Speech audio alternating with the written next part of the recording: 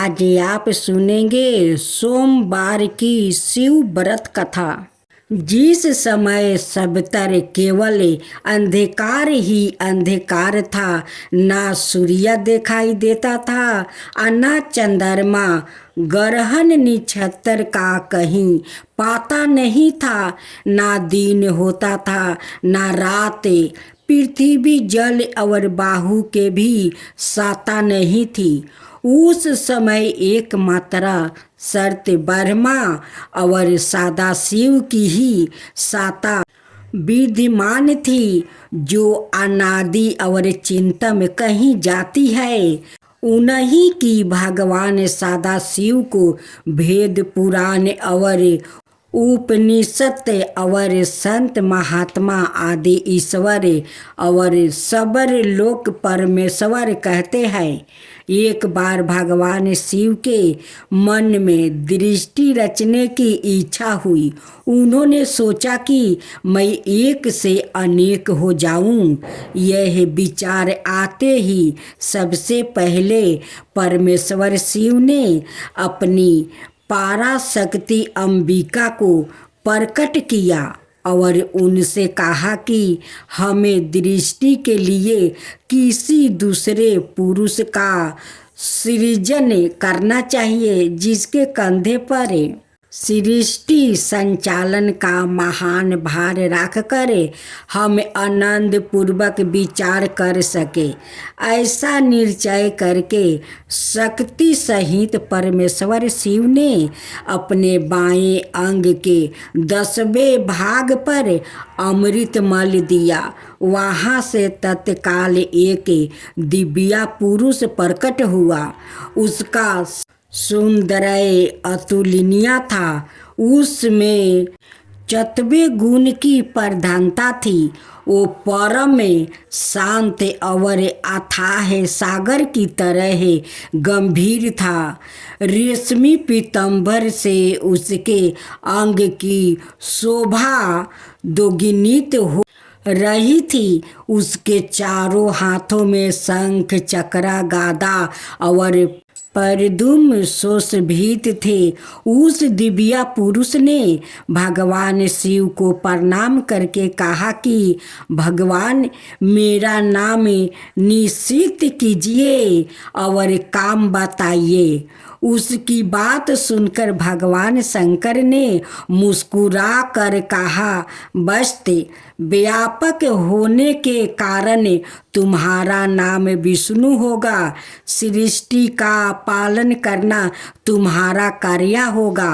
भगवान शिव का आदेश प्राप्ति कर श्री विष्णु कठोर तपस्या करने लगे। उस तपस्या के श्रम से उनके अंगों से जल धाराएं निकलने लगी, जिससे सुना आकाश भर गया। अंत उन्होंने थक कर उसी जल में शयन किया। जल अर्थात नर में शयन करने के कारण ही श्री विष्णु का एक नाम नारायण हुआ। तदंतर सोए हुए नारायण की नाभि से एक उत्तम कमल प्रकट हुआ। उसी समय भगवान शिव ने अपने दाहिने अंग से चतुर्मुख ब्रह्मा को प्रकट करके उस कमल पर डाल दिया। परमेश्वर की माया से मोहित हो जाने के कारण बहुत दिनों तक ब्रह्मा जी उस कमल के नल में भ्रमण करते रहे, किंतु उन्हें अपने उत्पत्तियोंकर्ता का पता नहीं लगा। आकाशवाणी द्वारा तप का आदेश मिलने पर ब्रह्मा जी ने अपने जन्मदाता के दर्शनार्थ 12 वर्ष तक कठोर तपस्या की। तत्पश्चात उनके सम्मुख भगवान विष्णु प्रकट हुए। परमेश्वर शिव लीला से उस समय वहाँ श्री विष्णु और ब्रह्मा जी के बीच विवाद छिड़ गया। सहसा उन दोनों के मध्यम एक दिव्या अग्रिष्ट तंभ प्रकट हुआ।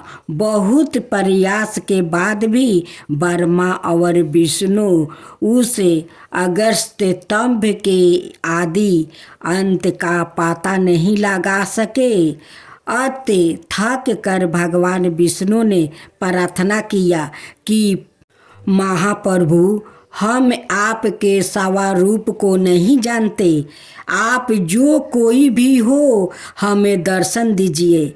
भगवान विष्णु की स्तुति सुनकर परमेश्वर शिव सहसा प्रकट हो गए और बोले, सूर श्रेष्ठ गण, मैं तुम दोनों के तप और भक्ति से भली भांति संतुष्ट हूँ। ब्रह्मन, तुम मेरी आज्ञा से जगत की सृष्टि करो और बस्त विष्णु तुम इस चराचर जगत का पालन करो। तदंतर परमेश्वर शिव ने अपने हृदय भाग से रुद्रा को प्रकट किया और उन्हें संहार का दायित्व सौंप कर वही अंतर्ध्यान हो गए। भोलेनाथ की जय हो, भोलेनाथ की जय हो, माता पार्वती की जय हो, माता पार्वती की जय हो। एक साहूकार था जो भगवान शिव का अनाय भक्त था। उसके पास धन आए किसी भी चीज की कमी नहीं थी, लेकिन उसकी कोई संतान नहीं थी और वो इसी कामना को लेकर रोज शिव जी के मंदिर जाकर दीपक जलाता था।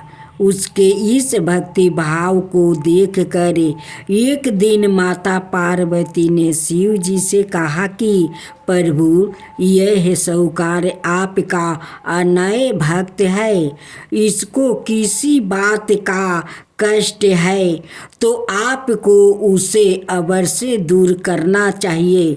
शिव जी बोले कि हे पार्वती, इस साहूकार के पास पुत्र नहीं है, यह इसी से दुखी रहता है। माता पार्वती कहती है कि हे ईश्वर, कृपा करके इसे पुत्रा का वरदान दे दीजिए। तब भोलेनाथ ने कहा कि हे पार्वती, साहूकार के भाग्य में पुत्रा का योग नहीं है।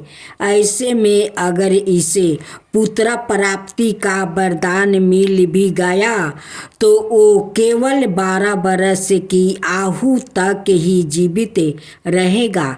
यह सुनने के बाद भी माता पार्वती ने कहा कि हे प्रभु, आपको इस साहूकार को पुत्र का वरदान देना ही होगा। अनाथ भक्त क्यों आपकी सेवा पूजा करेंगे। माता के बार बार कहने से भोलेनाथ ने साहूकार को पुत्रा का वरदान दे दिया, लेकिन यह भी कहा कि वो केवल 12 बरस तक ही जीवित रहेगा। साहूकार यह सारी बातें सुन रहा था, इसलिए उसे ना तो खुशी हुई और ना ही दुख। वो पहले की तरह भोलेनाथ की पूजा अर्चना करता रहा। उधर सेठानी गर्भवती हुई और 9 महीने के बाद एक सुंदर सा बालक की प्राप्ति हुई। परिवार में खूब उत्साह मनाया गया, लेकिन साहूकार पहले ही की तरह रहा और उसने लड़का की 12 बरस की आयु का जिक्र किसी से भी नहीं किया। जब बालक 11 बरस की आयु हो गई तो एक दिन साहूकार की सेठानी ने बालक के विवाह के लिए कहा, तो साहूकार ने कहा कि वो अभी बालक को पढ़ने के लिए काशी जी भेजेंगे। इसके बाद उसने बालक के मामा जी को बुलाया और कहा कि इसे काशी पढ़ने के लिए ले जाओ और रास्ते में जिस भी स्थान पर रुकना वहाँ यज्ञ करते और ब्राह्मणों को भोजन कराते हुए आगे बढ़ना। उन्होंने भी इसी तरह करते हुए जा रहे थे कि रास्ते में एक राजकुमारी का विवाह था। जिससे उसका विवाह होने वाला था वो एक आँख से काना था। तो उसके पिता ने जब अति सुंदर साहूकार के बेटे को देखा तो उनके मन में आया कि क्यों ना इसे ही घोड़ी पर बैठाकर शादी के सारे कार्य संपन्न करवा लिया जाए। तो उन्होंने मामा से बात की और कहा कि इसके बदले में वो अथाह धन देंगे। तो वो भी राजी हो गया।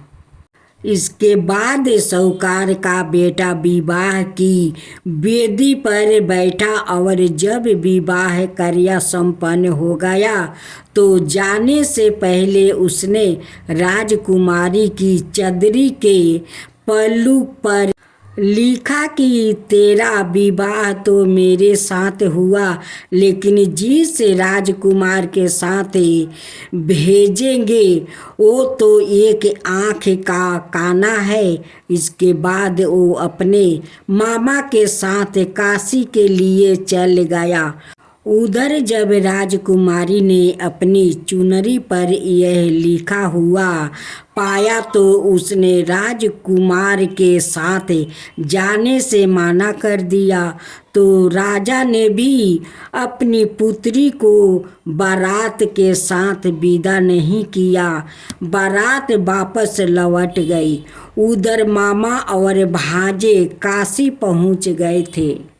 एक दिन जब मामा ने जग रचा रखा था और भांजा बहुत देर तक बाहर नहीं आए तो मामा ने अंदर जाकर देखा तो भांजे का प्राण निकल चुके थे। वो बहुत परेशान हुए, लेकिन सोचा कि अभी रोना पीटना मचाया तो ब्राह्मण चल जाएंगे और यज्ञ का कार्य अधूरा रह जाएगा। जब यज्ञ संपन्न हुआ तो मामा ने रोना पीटना शुरू किया। उसी समय शिव पार्वती उधर से जा रहे थे तो माता पार्वती ने शिव जी से पूछा, हे प्रभु, यह कौन रो रहा है? तभी उन्हें पता चलता है कि यह तो भोलेनाथ के आशीर्वाद से जन्म हुआ साहूकार का पुत्र है। तब माता पार्वती कहती है कि हे स्वामी, इसे जीवित कर दीजिए। अनाथ रोते रोते इसके माता पिता के प्राण निकल जाएंगे। तब भोलेनाथ ने कहा कि हे पार्वती, इसकी आहु इतना ही थी सो वो भोग चुका है। लेकिन माँ के बार बार आग्रह करने पर भोलेनाथ ने जीवित कर दिया। लड़का ओम नमः शिवाय करते हुए उठा और मामा भांजे दोनों के ईश्वर को धन्यवाद दिया और अपनी नगरी की ओर लौटा। रास्ते में वही नगर पारा और राजकुमारी ने उन्हें पहचान लिया। तब राजा ने राजकुमारी को साहूकार के बेटे के साथ बहुत सारे धन धनाये के साथ विदा किया। उधर साहूकार और उसकी पत्नी छत पर बैठे थे। उन्होंने यह प्रण कर रखा था कि यदि उनका पुत्र सकुशल ना लौटा तो वो छत से कूदकर अपना प्राण त्याग देंगे। तभी लड़के के मामा ने आकर साहूकार के बेटे और बहू के आने का समाचार सुनाया, लेकिन वो नहीं माने तो मामा ने शपथ पूर्वक कहा। तब तो दोनों को विश्वास हो गया और दोनों ने अपने बेटे बहू का स्वागत किया। उसी रात साहूकार को सपने में शिव जी ने दर्शन दिया और कहा कि तुम्हारे पूजन से मैं प्रसन्न हुआ। इसी प्रकार जो भी व्याकृत इस गाथा को पढ़ेगा या सुनेगा उसके समस्त दुखों दूर हो जाएगा और मन बचित सभी कामनाओं की पूर्ति होगी। जय शिवा ओमकारा, प्रभु हरे शिवा ओमकारा। ब्रह्मा विष्णु सदा शिव अर्धंगिनी धारा। ओम जय शिवा ओमकारा। एकानन चतुरानन पंचानन राजे। शिव पंचानन राजे। हंसासन गरुड़ासन विषवाहन साजे। ओम जय शिवा ओमकारा। दो भुज चार चतुर भुज दस भुज अति सोहे। तीनों रूप निरखता त्रिभुवन जन मोहे। ओम जय शिवा ओमकारा। अक्षर माला बने माला मंदी माला तारी। चंदन मृग मद सोहे बोले सुभिकारी। ओम जय शिवा ओमकारा। श्वेतांबर पीतांबर बागंबर अंगे। सनकादिके बरे मादिके भूतादिके संगे। ओम जय शिवा ओमकारा।